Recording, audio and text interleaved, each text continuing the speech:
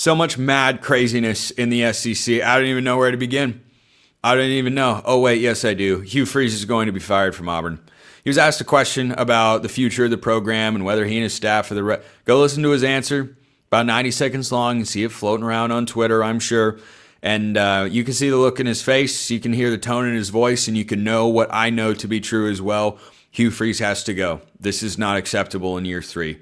This is another close, competitive, hard-fought loss. Yeah, this is Auburn.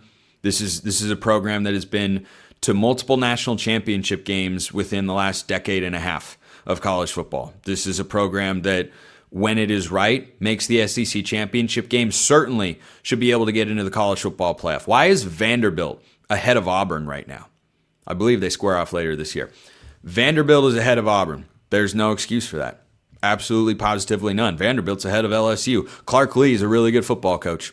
Really, really good football coach. He was on the hot seat going into last year, and he has done what he has done has been nothing short of remarkable. I love watching Clark Lee win football games. Vanderbilt's doing things they've never done before, but Auburn has now started SEC play 0-4. That win against Baylor earlier in the year, not holding up well over time because the Bears are not even that good of a team in the Big 12. They lost again today to TCU. So Hugh Freeze is playing the same game over and over. I have brought this up before, but it is applicable once again. Auburn fans are stuck in Doctor Strange's time loop that he uses to wear down Dormammu. He dies, and then it resets. Dormammu, I have come to bargain. It is the same game. Auburn fans are reliving the same moment over and over again. Oh, look, it's almost a win. It's competitive. The talent on the field isn't missing. It's just not quite there, and we lose a one possession or a close game. Yeah, 23-17 in double overtime. Props to Missouri. Good vibes for the Tigers. They stayed in control of their own destiny and make the college football playoff. Missouri's a good team. I've been bullish on them all year. I have been a Missouri doubter for the last couple of seasons, but this is a good vibes outcome that you go on the win and find a way to get a victory at Jordan-Hare. And it doesn't mean it was easy just because a lot of people are doing it. You know, I mean, a lot of people are getting into golf nowadays. Doesn't mean that it's easy. It isn't. But Missouri's proven to be a pretty good player. And they win 23-17. Auburn just, it doesn't matter. I don't think there's anything Hugh Freeze can do to save his job. Auburn might not make a bowl game this year. I picked him to at least make a bowl game. You know, they'll beat Mercer. They have Arkansas and Kentucky. They could lose one of those games. Kentucky almost beat Texas. The SEC very quietly is starting to look more and more like the Big 12. I think the SEC is a better conference. Don't get me wrong. The gap is not as big as the SEC homers would like you to believe. Because what happens in other conferences when, you know, a team that's perceived to be good struggles with a team at the bottom? Oh, look how weak this conference actually is. What happens when it takes place in the SEC? They try to just brush it under the rug. Texas should have lost to Kentucky. They very easily could have lost. They found a way to win with a goal line stand. Give them credit for that. Kentucky, I won't say should. Kentucky could have won the football game. Texas did not outplay them. I don't know why I didn't make that one of my best bets because that was a classic emotional letdown spot. Anyway, bringing this back to Auburn. At Arkansas, who's been playing good football since Bobby Petrino got there. Yeah, Auburn could lose that game. Kentucky at Vanderbilt, like there's nothing that could happen. Even beating Alabama at the end of the year, you can't Billy Napier the situation and retcon it back to, oh no, it's okay, he's got it figured out, he's going to carry it over to next year. Nope. How you start the season matters.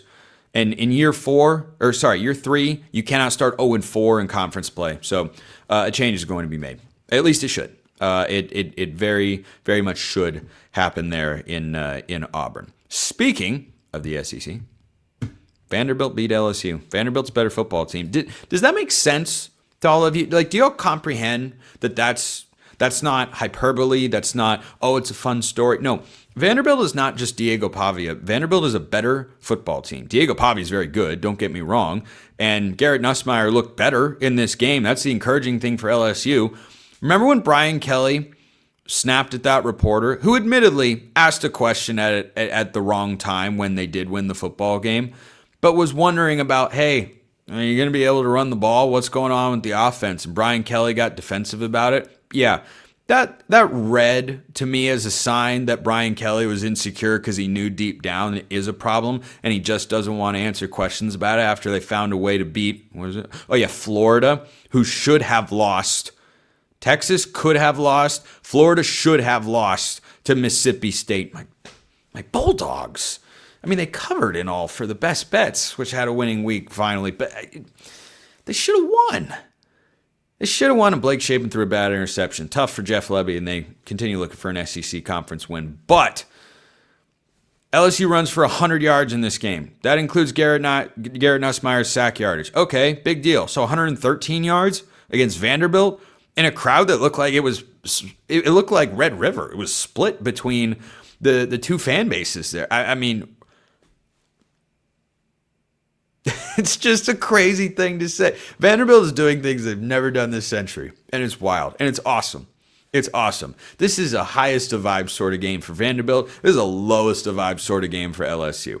Because the Tigers going for, I don't think LSU, in my rankings, they're not going to get punished severely because a lot of people the AP had them in the top 10. Let me throw up my top 25 coming into this week, which will certainly get some shakeups. Virginia will be out. Utah will be out. Nebraska will be out. But notice how I have Vanderbilt coming into this week at 12 and LSU at 17. This outcome didn't actually surprise me.